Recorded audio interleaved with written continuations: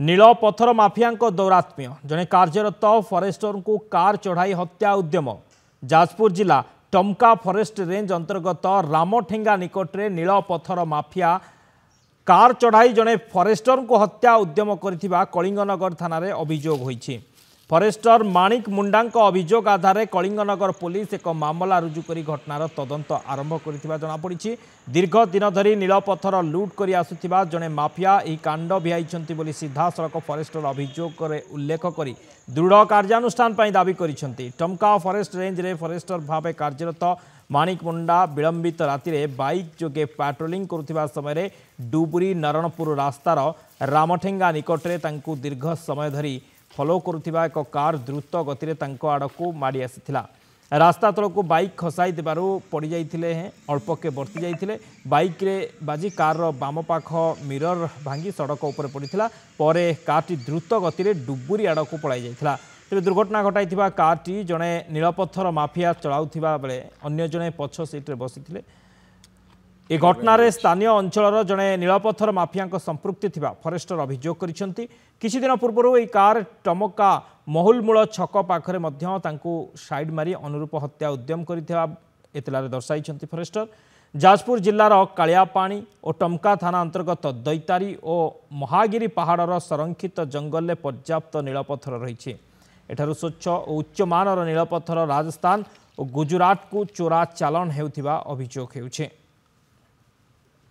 मुझे आस्ते आस्ते आगे आगे गली कमलाबाड़ी छक पाखे भी सी मत ट्राए कर साइड मारे जो से पहुंचला सगड़गुड़ा पखापाखि से जो आम रामठेंगा पछकू जो भारत पेट्रोल पंप से बाँ पटे से आग को जाकि साइड करता मुझे खबर पाइली जे माने मत सन्देह होला जे लोक मत ट्राए कर प्रकार साइड मारे मु सांगे सांगे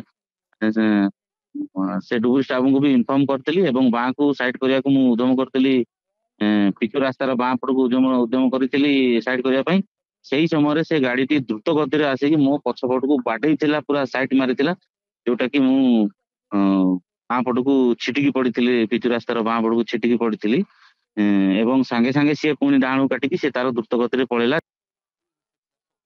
Vikram Sahu Jajpur reporter phone line रही। विक्रम नीलपथर माफिया दौरात्म्य हत्या उद्यम फरेस्टर को करिसेंति ए अभियोग फरेस्टर करिसेंति कौन अभियोग करिसेंति पूरा घटना को नहीं कौन कहिसेंति फरेस्टर?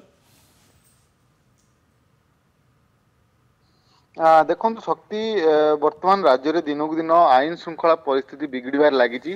विभिन्न आड़ खबर आसुची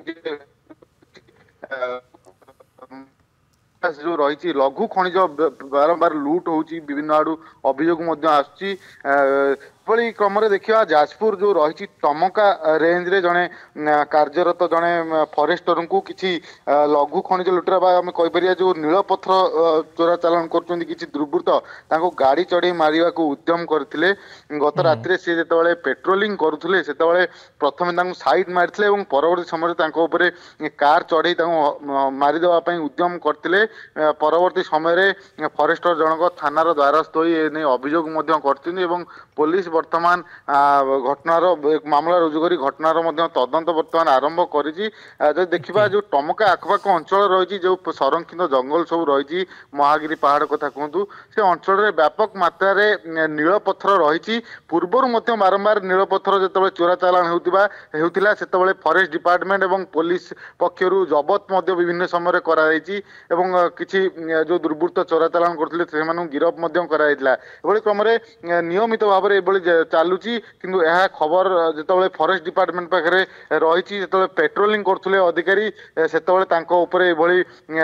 आक्रमण कर गाड़ी चढ़ी मारिदेवा उद्यम कर बर्तमान जीवन विपद सी अभियोग दर्शाई पुलिस पाखे एफआईआर करने से दृढ़ कार्यानुष्ठान दाबी कर जो लोके आक्रमण चढ़ी मारिदेवाई गाड़ी चढ़ी मारिदेवा उद्यम करते विरुद्ध में दृढ़ कार्यानुष्ठान फरेस्टर जनक दाबी कर जो एतला से जो जो लोक से गाड़ी थे से पूर्व से जानी से स्थानीय अंचल जड़े दुर्बृत्त बोली जो माफिया जहाँ कहुच्छी पथर माफिया बोली से परिचय जानी ना सीधा सड़क से अभियोग करछन्ती से व्यक्ति जनक टमका थाना गोवर्धनपुर अंचल बोली कुआଯାଉଛି ଏବଂ ତାଙ୍କ ନାଁରେ ସେ ସିଧାସଳଖ ଅଭିଯୋଗ କରିଛନ୍ତି ସେ ଗାଡ଼ିରେ ଥିଲେ ଏବଂ ତାଙ୍କ ସହିତ ଆଉ ଜଣେ ଦୁଇ ଜଣ ମଧ୍ୟ ସେ କାରରେ ରହିଥିଲେ ଏବଂ ଏଭଳି ତାଙ୍କ ପ୍ରତି ଏଭଳି ଆଚରଣ କରିଥିଲେ ତାଙ୍କୁ ଜୀବନରୁ ମାରିଦେବା ପାଇଁ ଉଦ୍ୟମ କରିଥିଲେ ତେବେ ବିଭିନ୍ନ ମହଲରେ ଦାବି କରାଯାଉଛି ଯୋଉ ନୀଳପଥର ରାକେଟ ସେଠାରେ ରହିଛି ଯୋଉ ଚୋରାଚାଲାଣ କରୁଛନ୍ତି ସେ ରାକେଟକୁ ଧରିବା ପାଇଁ ବିଭିନ୍ନ ମହଲରେ ବର୍ତ୍ତମାନ ଦାବି ଜୋର ଧରିଛି।